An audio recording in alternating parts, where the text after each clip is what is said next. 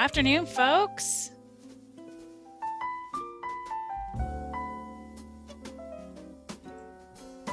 Say hi in the chat.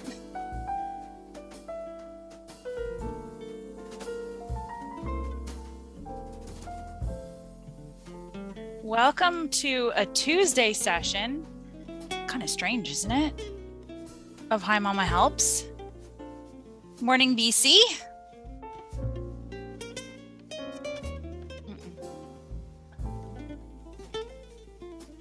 Hello, New Jersey. Holy cow, guys, you're going off on the chat so fast, I can't keep up. Oh my goodness. We've got New York, Nebraska, Texas, Iowa, Oregon. Welcome all. I hope all of you folks down in the US are getting ready for your Thanksgiving. Enjoy your Thanksgiving on Thursday. Hopefully you have some good plans and you're ready to go. I don't know what I'm going to do on Thursday afternoon, folks. I'm sure I will figure it out, but hello, Toronto, Ottawa, New Mexico. Welcome, folks. We'll get started in a few minutes. Utilize the chat, folks. Create some community. I'm very excited for today's session. Hello, Calgary, Connecticut. Welcome all. Make sure as well, if you haven't already, although I'm seeing pretty much everyone so far, to pop your chat over from host and panelist to everyone. This way you can participate in the community. You want to make sure that everyone's in the right place. I hope everyone is doing well on this Tuesday. It's a beautiful sunny day here in Toronto, on the chilly side, but we are close to the beginning of December, so I guess it's time for that to happen up this way. So still a beautiful morning though. Hello, Minnesota, Colorado, Lethbridge, Alberta. If we have any folks out from the BC area, I hope you're all doing safe and, staying safe and doing well, I should say. Cold in Wisconsin area. Hello, Scotland, Alberta, Mississauga. Tis the season. I don't mind it being cold right now. It helps bring some of the holiday cheer in for the holidays coming up. So I'm gonna leave it a minute or two more before we jump in here, folks. Just because we opened up the room a minute or two late, just want to give folks a chance to settle on in. Glad to have you joining us.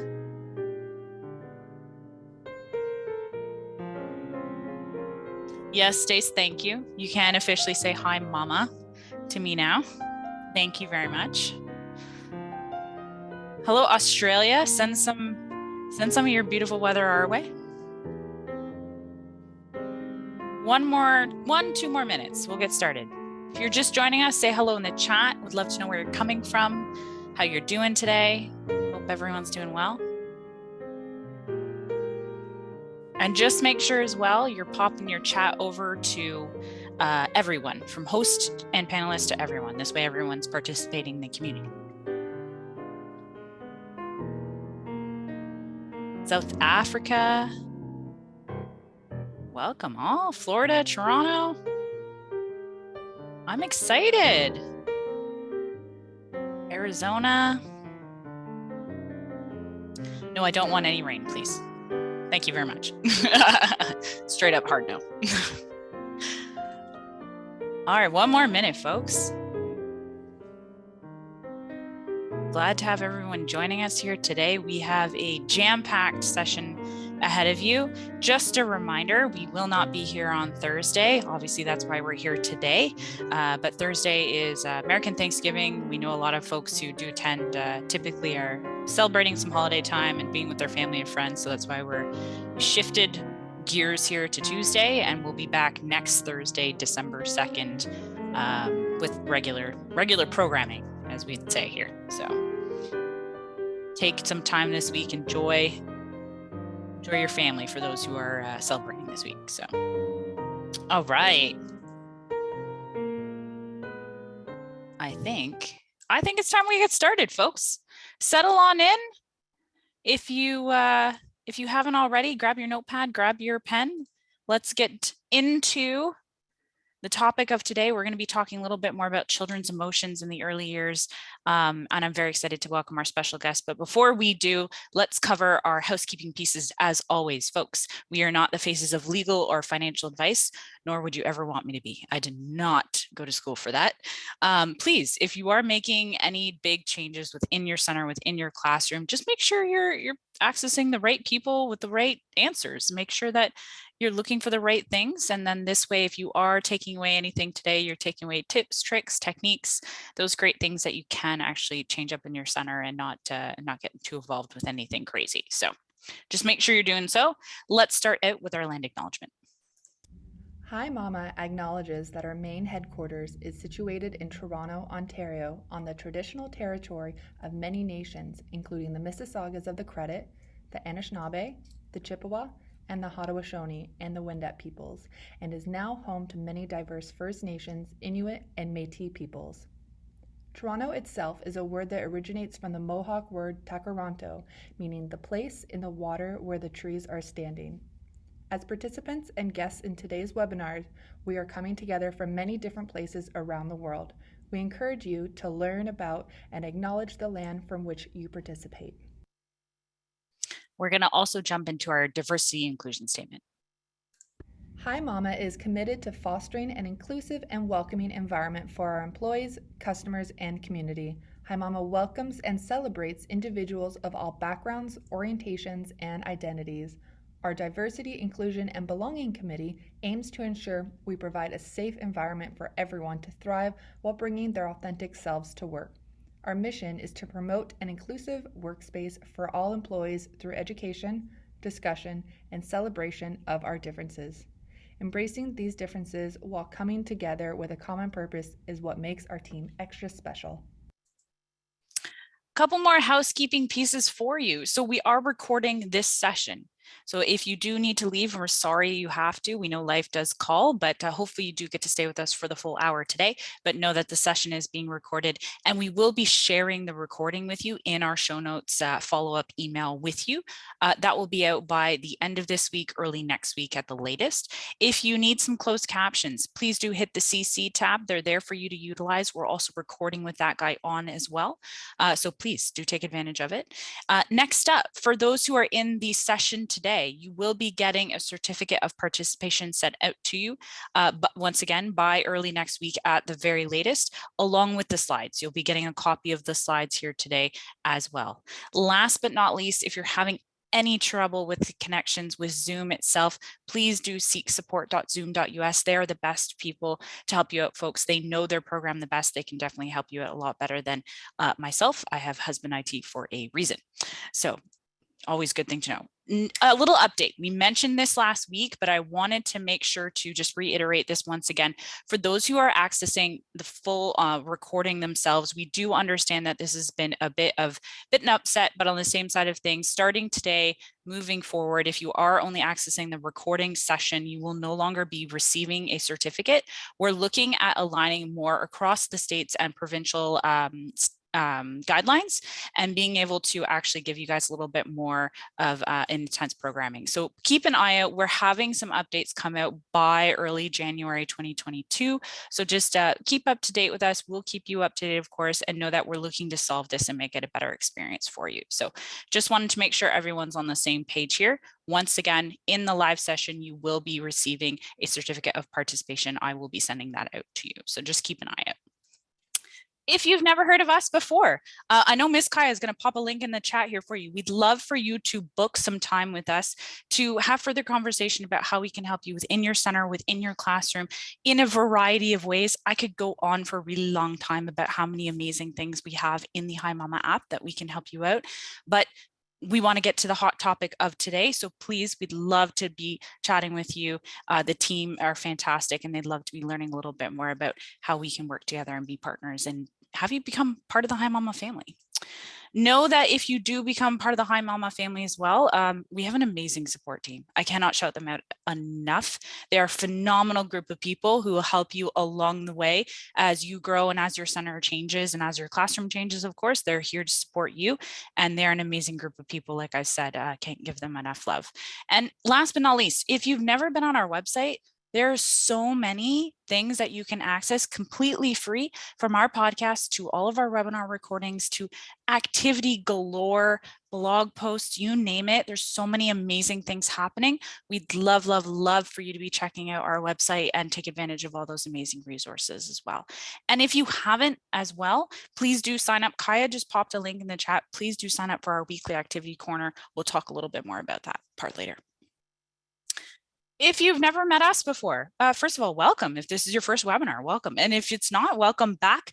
I'm Ria. I am one of the early childhood educators here at HiMama and your host of HiMama Helps. And as well, I am the community ambassador here on the team. If you missed my big announcement last week, I know Miss Kaya, she had a couple of tears later on, but at the end of the day, I'm getting ready to go on maternity leave.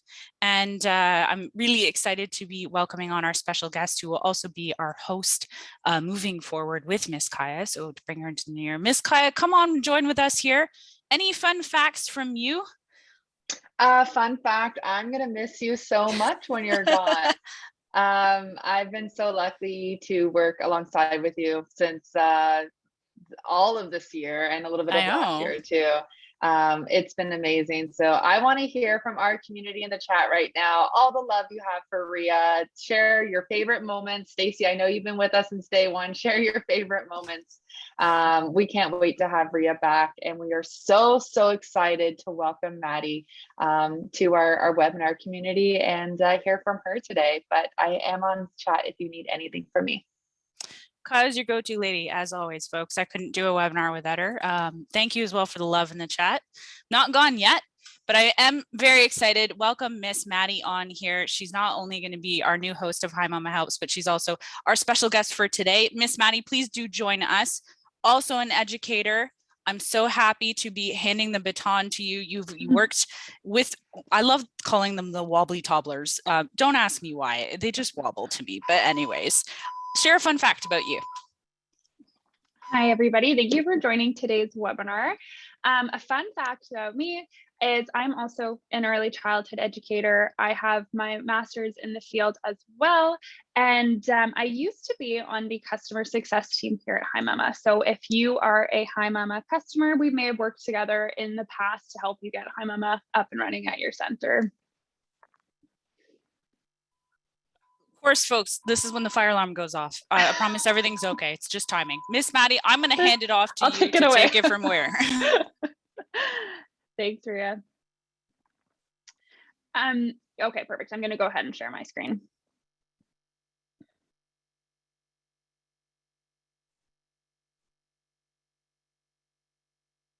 Just give me a minute, everyone, as it loads up for us.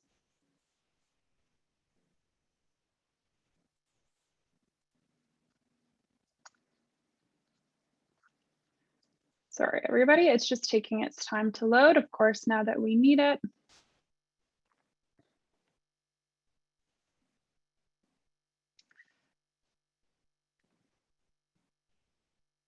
Okay, there we go.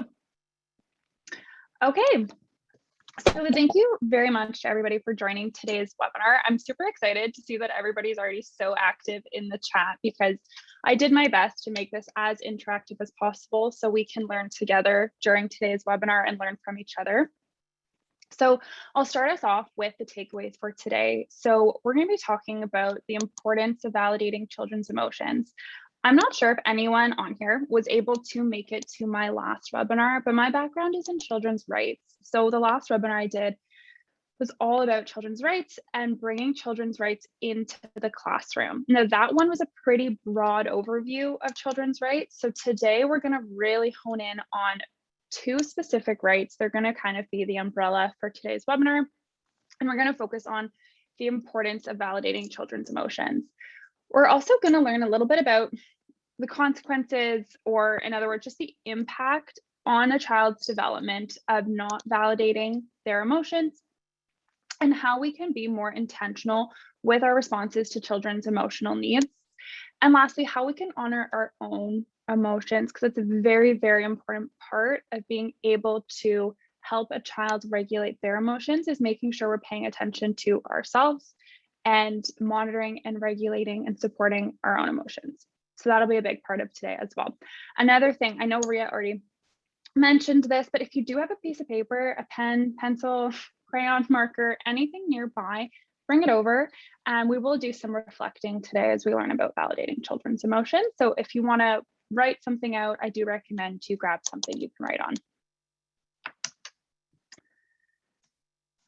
Okay, so before we dive in, I do want to do a really quick overview of the United Nations Convention on the Rights of the Child. In case anyone is unfamiliar with it, it is a legally binding agreement that most countries have signed that sets out and outlines all the rights that children should have available to them. For today, there are two specific rights that are going to kind of, again, be the umbrella for today's learning, which is Article 12. And I've kind of bolded there the main essence of it, the right to express those views freely. And Article 13, which is that the child shall have the right to freedom of expression. So that's what we're going to be focusing on today. I have attached a link in the bottom here. So when you get the recording, when we send you out those show notes, we can attach that as well so that you can do some further learning on the United Nations Convention on the Rights of the Child. And you can also just Google it. And there are child-friendly printouts they can put in your classroom. You can put on your child's wall. That'll help your child kind of develop that learning on their own time as well. Okay, so let's dive in. We're going to start off with the importance of validation and what is validation. So as we all really know, validation is recognizing and affirming that someone and their emotions are valid. We all love to be validated. We all want to be validated and recognized for our work. And so do children. But unfortunately, the youngest children, it tends to be something that they don't get quite as often, is validation for their emotions. Validating children's emotions does not have to be this long, complex process that we're kind of nervous to implement and work on. At its core, validating children's emotions means we're creating a space where children feel safe to express their emotions, where they know that when they're upset, when they're scared, when they're frustrated, we will recognize those emotions and we will make sure that we help them work through it and that those emotions are valid. In this space that we'll talk about more today, we do have to learn a little bit more about how to sit with our own emotions. So what that means is when a child's upset, we typically have a pretty quick fix for that, right? We can build that tower back up. We can grab the book they're reaching for. We can typically fix that problem and just make them feel better right away. But what's happening is we're missing really critical learning opportunities when we don't let children process and feel those emotions. So that's what we're going to focus on today, how we can also sit with what is going a little bit against our natural instincts to not fix the problem for the child right away. And lastly, in this space of honoring and validating children's emotions, we're understanding that the expression of emotions is so healthy, it's very important, and that all feelings are valid, whether you're 1 day old or an adult, all of our feelings are valid. Okay, so a few things I want to talk about here when it comes to the importance of validation. So the expression of feelings is one of the very first abilities that a child develops, and it's one of their most important, and for the youngest children, their only tool for communication. So if you work with infants, if you have an infant in your life, infants start to develop, or you'll notice the development of emotions such as fear, or anger, surprise, and joy in those first 4 months or so. As they get a little bit older, that is when we'll start to notice fears developing. And by 18 months, that is when we're going to start to notice that the children we work with, the children in our lives, have started to develop shame and guilt. So at a very, very young age, children are already beginning to understand how we perceive their emotions and how we react to those emotions. So children's brains are pretty much designed to mold to their environment. So through those earliest years, as they begin to experience that all the emotions that they're going to have, they're immediately learning, how do the adults in my life respond to those emotions? Are they respected? Are they validated? Or am I being told to not have these emotions? Are the adults in my life looking upset when I have these emotions? It causes confusion, shame, and guilt. And if anyone here works with toddlers, preschoolers, when I was working in a toddler classroom, so let me know if you notice this with the children in your care as well, but sometimes children will get dropped off and their parents leave, and that's a really tough transition, right? And sometimes those children are holding in their emotions as much as possible. They don't want to let those tears out. And that's at 18 months. They have already picked up on those emotions and the reaction of shame and guilt in a very, very young age. They're trying to suppress their emotions already. So we want to create a space where they feel safe to let those emotions out. If a child were to cry in that moment, they're releasing oxytocin from their body, right? Which is actually physically calming them down. Any mental pain they're having, emotional pain, physical pain, that is the most natural way to release stress. Even as adults, if anyone here has ever been having a stressful day, there's lots going on. Sometimes all you need is just a little cry and you will feel better, because it's a very natural way to release stress. Yet we are constantly telling children, you don't need to be crying, put those tears away. So we're going to work on that language that we have with children today. Validating their emotions also sets the foundation for high emotional intelligence and an increased sense of trust in their environment and with the caregivers in their lives. Because they know, one, they're developing that high emotional intelligence because they're learning from their primary caregivers about empathy and compassion, which they will then take into their own peer-to-peer relationships, their own social development, as well as an increased sense of trust in their environment. They feel safe when they want to express their emotions. And with their caregivers, they feel safe and secure that those emotions are okay, again, rather than having those emotions cause them to feel shame or any confusion about what it is they're feeling. And why are these feelings causing this reaction in the caregivers in my life? As well, identifying and recognizing children's emotions will help them build their emotional vocabulary, which is very, very important, and a toolbox for their own self-regulation, right? We will not always be there to rebuild that tower for them, to step in when they're having a conflict. We want them to have that toolbox that they can grab from when they're experiencing any dysregulation in their lives.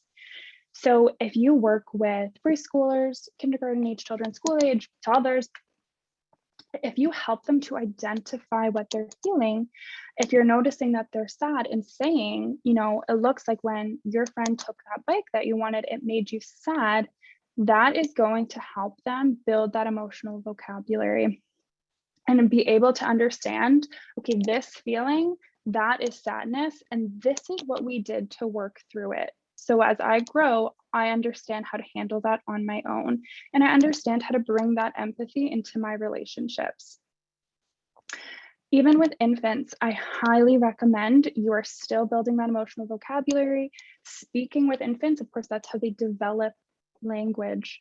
So when they're upset, making sure that you're saying to them, we won't know for sure, right? Are they frustrated, or are they mad, or are they sad? We can't know for sure because they can't tell us, but we can still work on that language development and try and identify the feeling for them so that they can start to associate feelings with words, until eventually one day they will blow us away with their understanding of their own self and the emotions that they feel. Validating children's emotions, they're also creating a very critical learning opportunity, again, to model empathy, compassion, and coping skills. And it will just allow the child to feel safe in their environment. So how do we go ahead and validate children's emotions? The most important thing that I would say here is making sure you're also showing up for yourself. You're validating yourself so that when it comes to being calm with children, you know how to regulate yourself and what you need to do.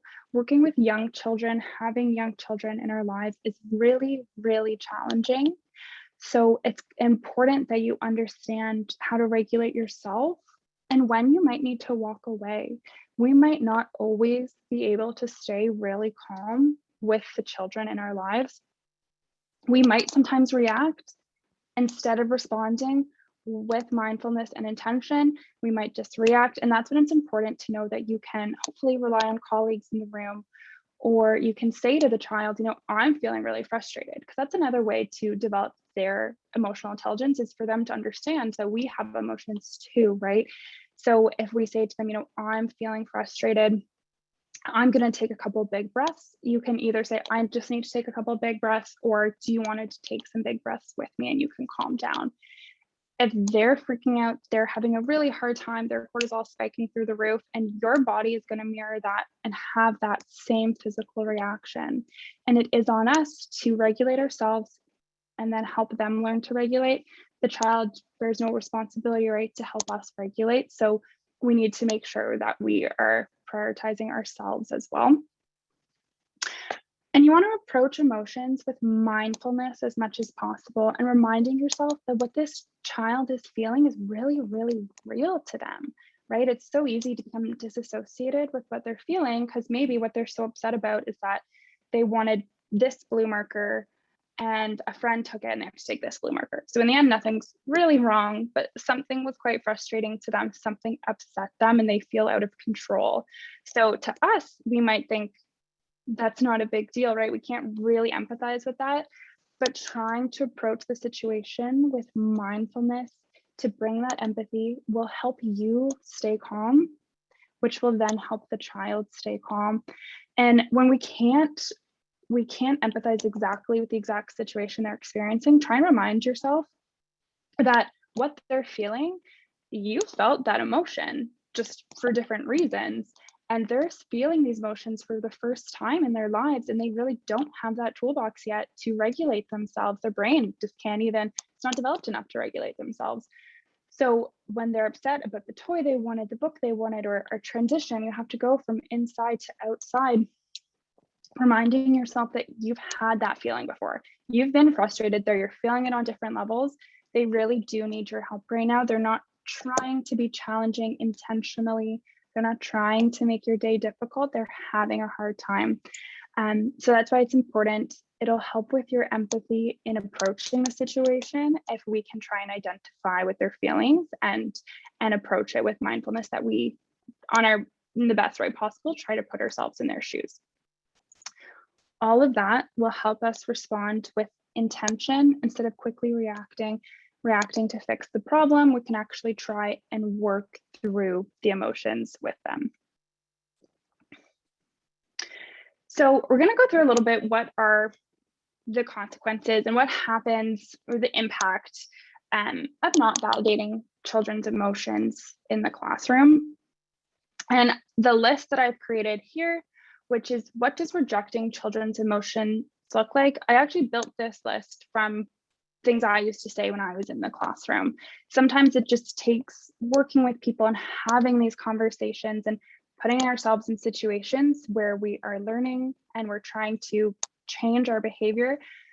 There's absolutely no judgment if these are things you say frequently, because this list is built directly from things I would say in the classroom that I'm now working to redirect my own language and my own understanding. When we say things like, you're fine, where that's coming from is because we love and care for the children in our class, in our home, and we genuinely, honestly want them to feel better, and we want them to feel better as soon as possible. We want to fix this problem for them because we want them to be happy. But it is important that we reflect a little bit on why we're saying these things and what the impact could be. So when we say things like, you're fine, you know, a child fell, we give them a hug and we say, you're fine. We're doing that because we love them and we care for them. But at the same time, we're rejecting that they're experiencing a certain emotion. The same way we might not really like if someone tells us we're fine when we do not feel fine. Same with saying things like put your tears away, no tears, we're not bringing our tears outside. We're trying to calm their body down. We're trying to make them feel better. But again, we're saying, I don't really know why you're crying. There's no need to be crying right now, which again, think of someone saying that to you. I would absolutely not like if someone told me to put my tears away if I was feeling upset. And I wanted to work through that emotion to help myself feel better and to help myself cope. Then there's also the tactic of, I know that upset you, come, let's go play with this toy instead, which again is good. We're just trying to help the child with some type of mechanism to move on from the situation that upset them. But at the same time, we want to make sure we're not missing some really critical learning opportunities with that child. Or do you want a snack? Kind of the same thing. I'd be cautious with the do you want a snack one. If you work with toddlers or older children and you just had a snack, that they're most likely not actually very hungry, and you actually saw something that could have happened. You saw a toy get taken, you saw them fall. I would do your best to avoid that one, just because it can cause confusion between, what is the sensation of hunger? When am I hungry? And what is the sensation of me experiencing this intense emotion and always having a snack after can cause a little bit of a disassociation there. So to truly validate children's emotions, we just want to make sure we allow the emotion to exist. We want to recognize that emotion. We want to make sure they feel safe, allow them to cope with it, and help them move on. So I'll kind of walk you through an example that I had in my toddler classroom once. So every day at 10, we take the children from inside the classroom to outside. Every day, we're prepared that some children, depending on how they're feeling that day, that might not be an easy transition, because transitions are not easy for young children. On this specific day, because of a thunderstorm outside, we couldn't go outside. We had to go upstairs to the gym instead. And that was a big change for this specific toddler. So they started to have a very intense reaction. They were expecting to go outside. Regardless, they struggled with transitions. I'm sure a lot of you can relate to this situation. They were having a really hard reaction, and they were throwing their body on the floor. They were hitting their head, hitting their arms, their legs. This is no longer a safe way for me to allow this emotion to exist, right? I want to make sure that they are feeling this emotion and that we know that this is real, but that's no longer safe, right? At the same time, we're in charge of these children and we don't want them to get hurt. So what we did is, normally we'd go up in groups of 5, 1 teacher, 5 children. So 2 groups went up. And this is very lucky because I know there's a lot of staffing crisis happening all over right now. We had an extra staff for me to pull in to say, can you take this group of children? And I'm going to stay with this one child. So I was able to stay with them. And what we did is, I wanted to allow this emotion to exist. I wanted them to know that I understand that this was really frustrating for them and they're really upset. So I talked it through with them. I said, I understand you wanted to go outside. That was really frustrating for you. You weren't expecting this. And what we did is, I wanted to let this emotion exist, but in a safe way. So we had 2 options. Do you want to do 5 big jumping jacks to feel better, or do you want 5 big hugs? So we're not giving the option anymore to throw our body on the floor, because that's not safe. We're giving the option to still express this emotion. We're not trying to distract it. We're not trying to reject or ignore or redirect. We're just trying to find a safe way to let it exist. So we give those 2 options.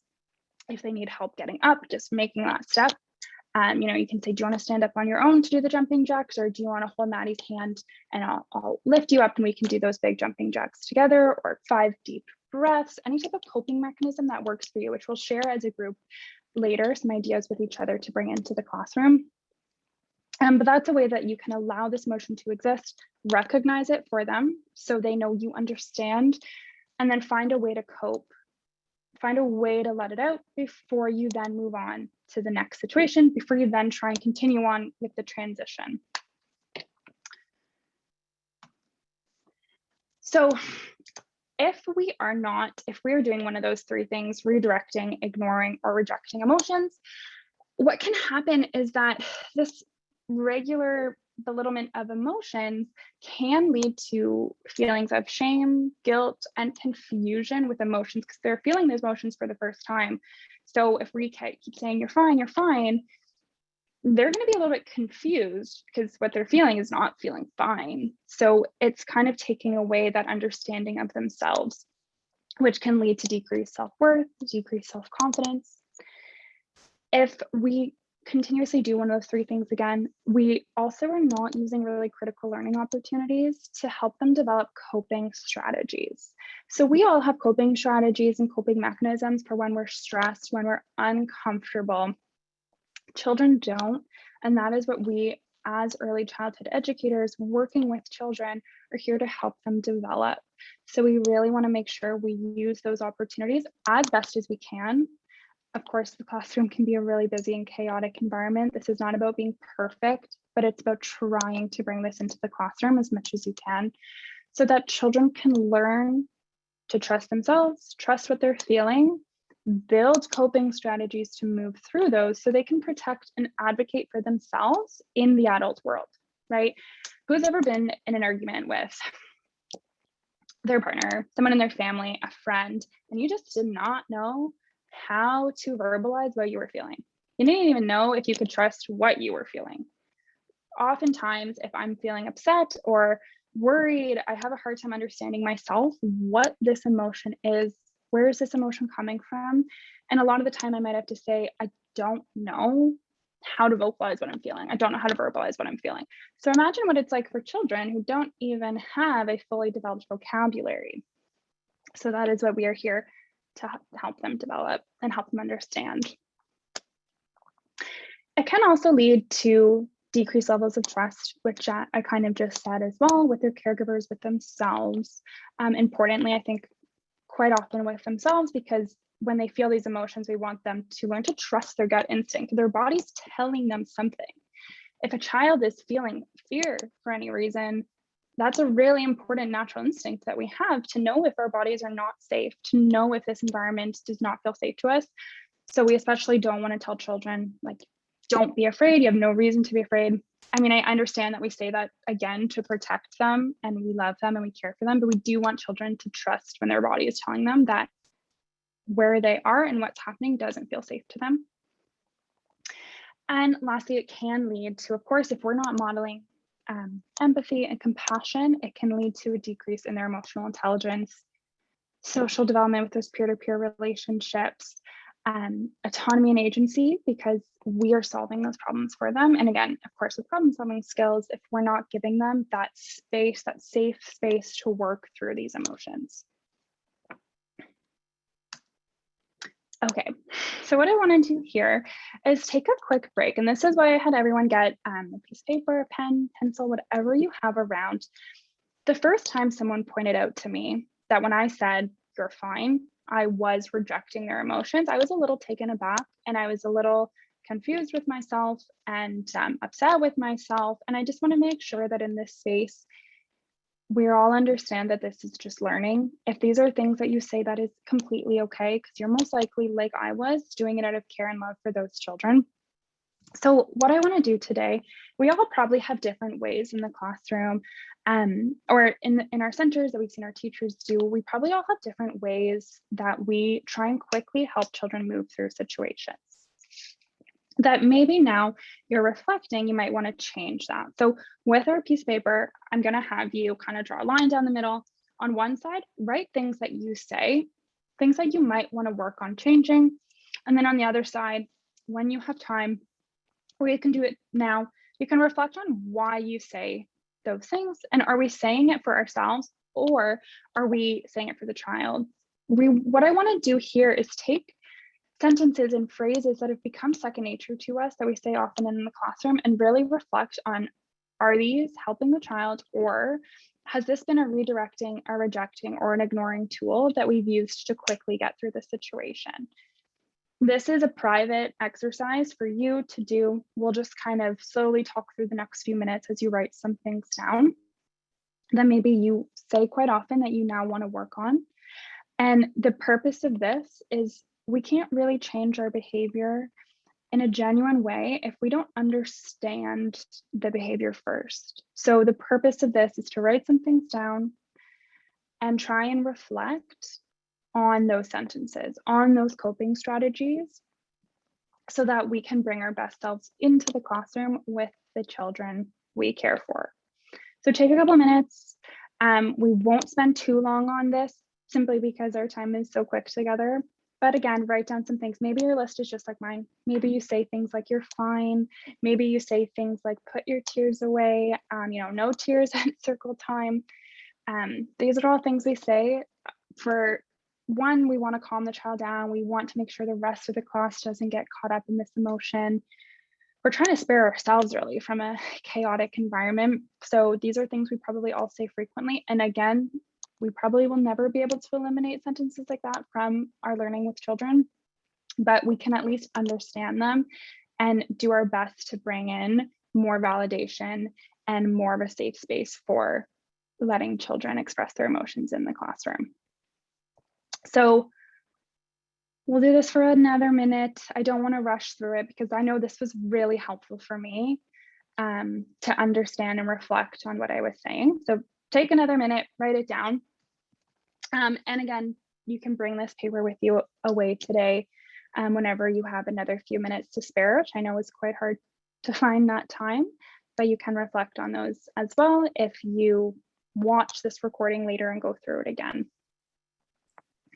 Maddie, I can definitely say for myself, just jumping in, I was very guilty for saying, put your tears away. It was definitely one that I used probably too frequently. The other one I was very guilty of using, and reflecting on it now, probably was more of, let's get through the situation as quickly as possible, is, are you ready to talk to me now? After they've had their moment, maybe rushing them through feeling their emotions as I reflect on the situation, potentially wanting them to get over it faster and rush them through that. Those are probably the two off the top that I'm very guilty of using myself. So yeah, so Ria, I would say with that second one, at least you're giving them the space and the option, right? You're saying, are you ready to talk to me? They can say no. I'm not. Yep. I don't want to talk it through right now. And that's okay. Also think about when you're working with a child to cope and work through emotions. Let's say they had thrown a toy, they had maybe hit a friend. It's not really the time when they're so stressed to be teaching them a lesson, right? We want to help them. We want to go through these steps first. If we can help them calm down, that's when they're going to actually retain any conversation, any learning you try and have with them. So I'm glad you brought that point up.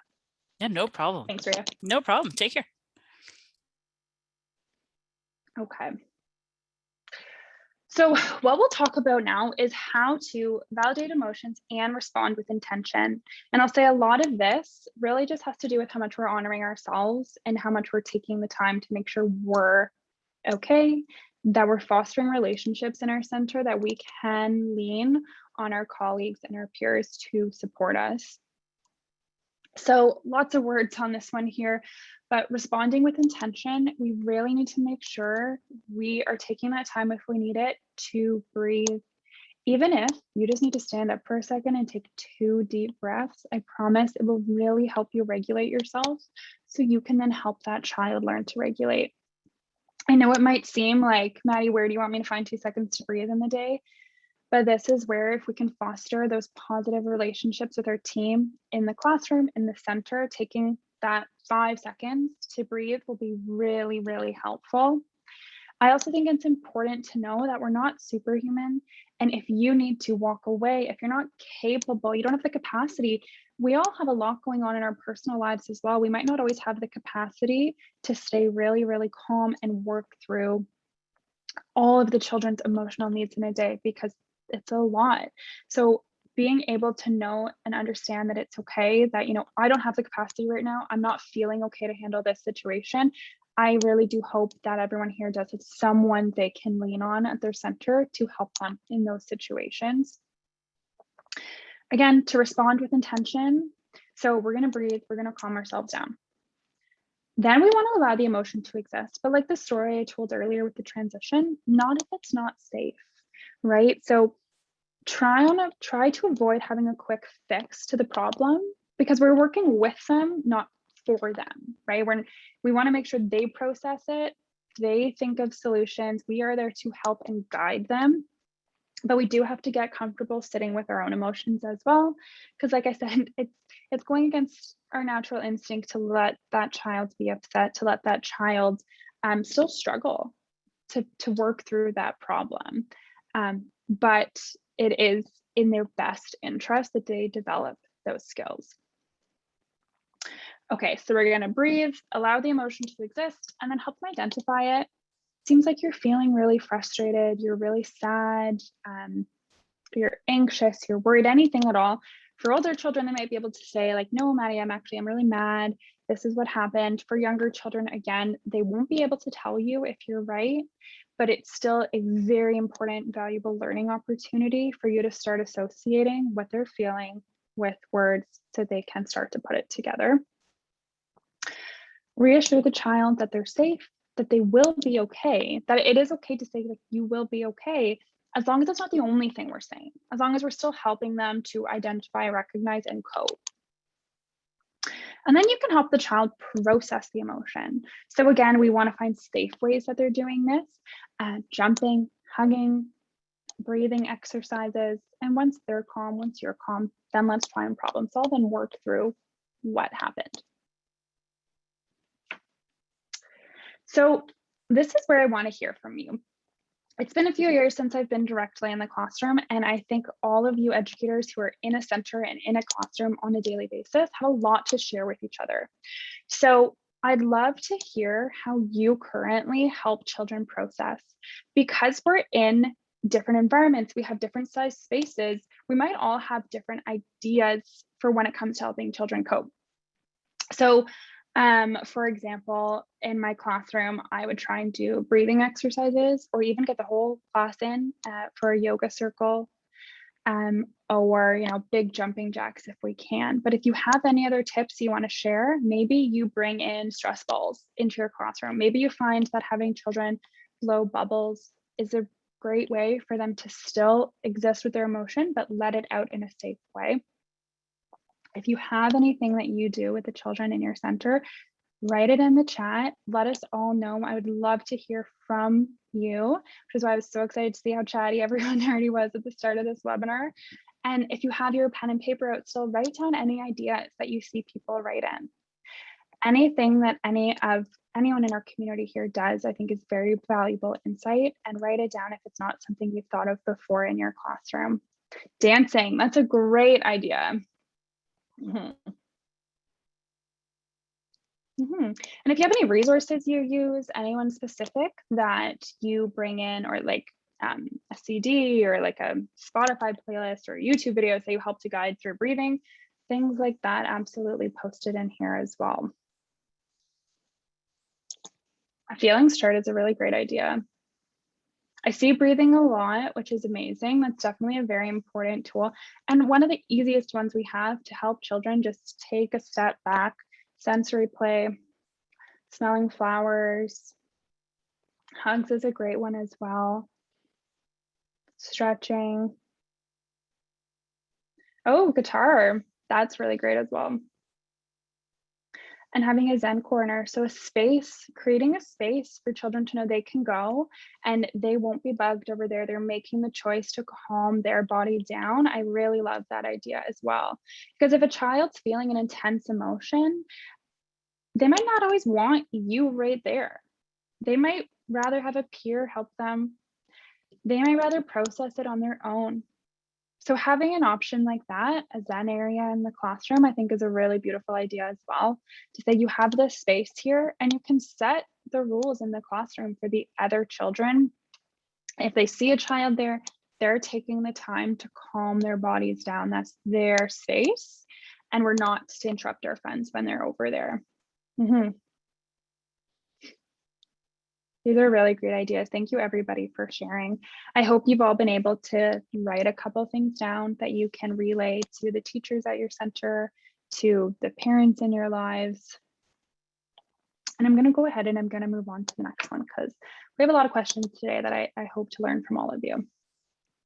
Okay, so a couple strategies for how we can show up for ourselves and be who our children need to be, because that's where it all starts, is making sure that we feel okay so we can bring ourselves fully into the classroom and be who children need. Again, it's never a child's responsibility to regulate our emotions, so it's important we know how to do that for ourselves so we can then help the children in our care. Okay, so here's a couple of really simple classroom strategies. You probably don't really need to hear me say it again, and you obviously all already know, but breathing strategies are really, really important. I also can't emphasize enough that it's okay to not feel like you have the capacity to handle things. In this field, I think it's really easy to get caught up working with young children, supporting educators, supporting parents, supporting your own young children in your lives. It's really easy to get caught up in trying to do everything and trying to always be really positive. But we all have our own emotions going on that we're dealing with before we even step foot into the center, where we then have to be these kind of composed, calm, and happy educators for the children in our care. So it's really challenging. It's a lot of emotional regulation for us. So understanding that it's okay to step away if you need to. It's okay to pull in your colleagues again. So if you don't have that relationship with the teachers in your classroom, I recommend mentioning it at any, if you're comfortable speaking with your director, or if you are a director and you notice that relationship in a classroom, I do recommend working with those teachers to try and support that relationship development, because I think it'll go a long way in how it trickles down in terms of emotional validation for children. Again, we do want to reflect and identify what's going on, not only for the child, but for ourselves. Do you have a lot going on in your emotional life right now that maybe is causing you to react? Something that has nothing to do with what the child is going through, but it's part of how we're reacting. That's important to understand as well. And making assumptions, they're too young to understand emotions. They're too young to have this conversation with me. I can promise you that they're not. But sometimes we just make those assumptions and go with the easiest way to fix the problem. So try and think about, are you projecting any emotions? Are you also making any assumptions on how you're going to work through this problem with the child? I also think this one is important, is reminding ourselves, because sometimes it can feel really personal when a child, maybe we're putting so much effort into caring for them, and maybe they throw a toy at your head, or maybe they hit you, or maybe they say they don't like you. That can hurt. Even though it's just this young child, it can be really hard to hear, especially if it's your own child and these children that you care for 5 full days a week. But just remind yourself that this child wants to be loved. They want to be cared for you. They did not wake up in the morning with any malicious intent to make your life challenging. They're just having a challenging moment. And that one might seem kind of silly. Like, of course, we know children are not out to make our lives difficult, but I do think in the moment it can be hard to not take what children say sometimes personal. So I do think it's important to remind yourself that they do want attention and love from you. They just don't really know how to express a lot of their emotions just yet. And I do also want to remind everyone that it's okay to not be perfect as we go through this learning today. There's no expectation that now when you have a child screaming, you're just going to be able to help them process the emotion, help them cope, build those strategies. The classroom's a really challenging space. So I do hope that you also leave knowing that it's okay to not be perfect. That is absolutely not the goal, or else we're kind of setting ourselves up for failure. But taking this learning away, try and making it a habit is kind of the best we can do for these children. So another fun question for the group here. Showing up for yourself is going to look really different for everybody. So I'd love to know how you show up for yourself in the classroom. And I'm being cautious of time here. I know we don't have too much time left, but in terms of showing up, so we talked about how you help children cope. How do you help yourself cope? As a director, as an owner, as an educator in a classroom, when you're really, really stressed, what do you do?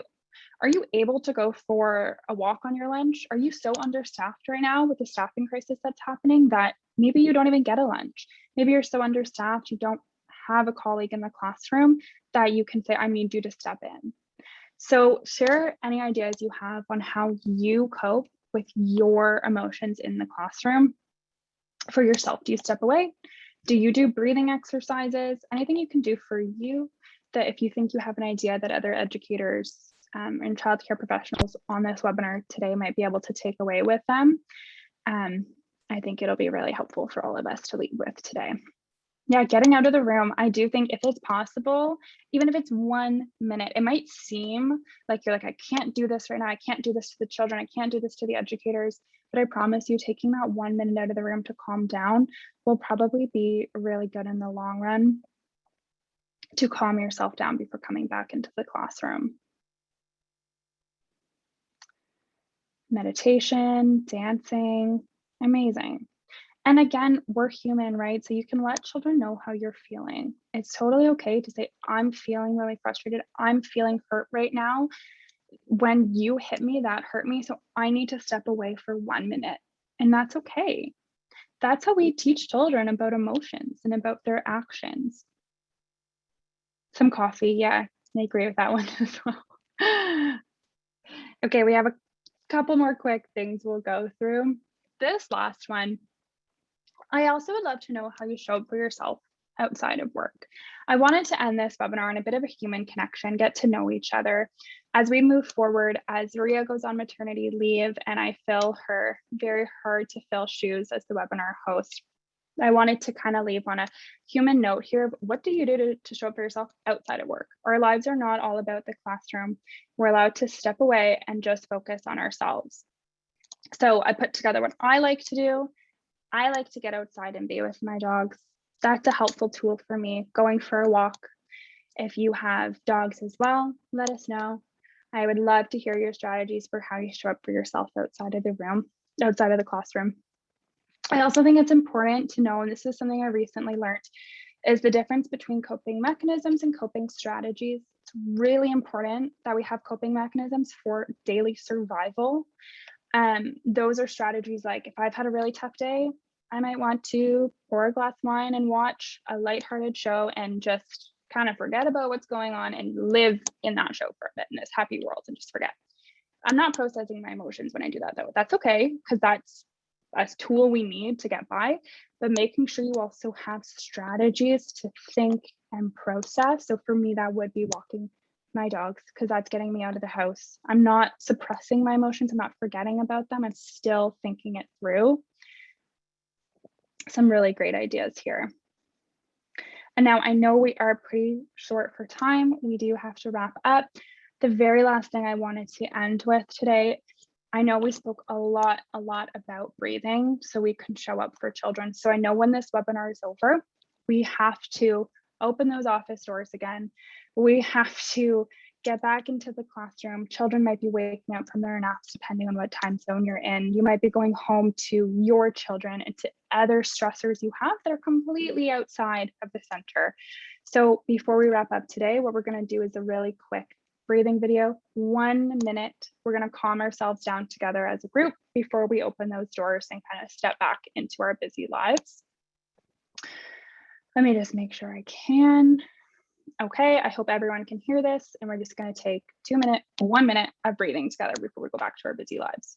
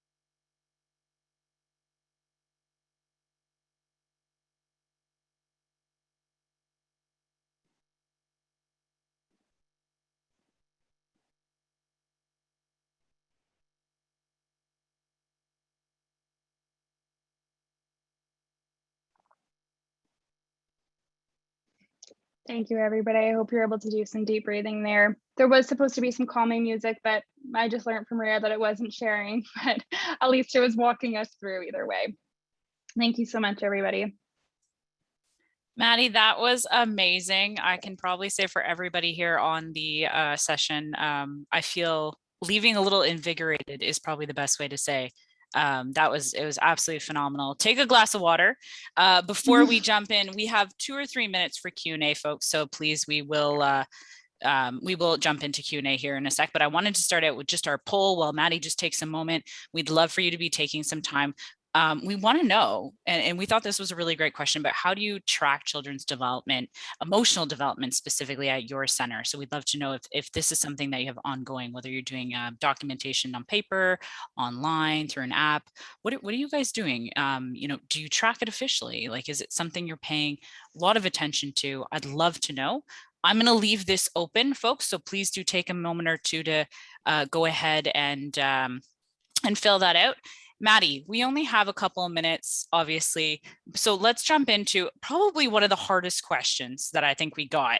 And I want to ask it because I can definitely see, and I'm sure as you felt, as you grow within your classroom, you do create connections with your coworkers and then you become a family and you get to points where you probably anticipate their actions, depending on how long you've been with them. But what do you do if potentially, a coworker or your partner in crime, whoever it is, they maybe aren't on the same page as you? Do you have any recommendations for educators who are maybe struggling with this and wanting to do a bit of transition? That's a really great question. I know that's something that a lot of people struggle with. I think the best thing, if you and your colleagues in the classroom are not really on the same page, the best thing you can do is at least respect each other and create the space for those conversations. Whether that means maybe you're going to grab a coffee on your lunch to talk things through, if that's ever doable. Maybe grab a drink after work and relax and talk it through. But just be honest with each other about where you stand with how you think things should be resolved. And hopefully, even if you see things from a different side, you can respect each other's opinion and do your best to bring that into the classroom. If it's ever needed, you might have to pull in the director or the owner of the center to work through that problem if it's really escalating and you cannot be on the same page, if it's impacting your ability to work with the children and show up for the children. I do think it's worth escalating it to another level of bringing someone in to see if there's, if people can be moved around. Hopefully that's never what it comes to, but creating that space for those safe and open conversations as much as you can. And working on team building, understanding, I think, people outside of the classroom, understanding their lives outside of the center is a really great way to build empathy for your colleagues and understanding of where their learning comes from. So if those are things you're able to do, I would try to do that.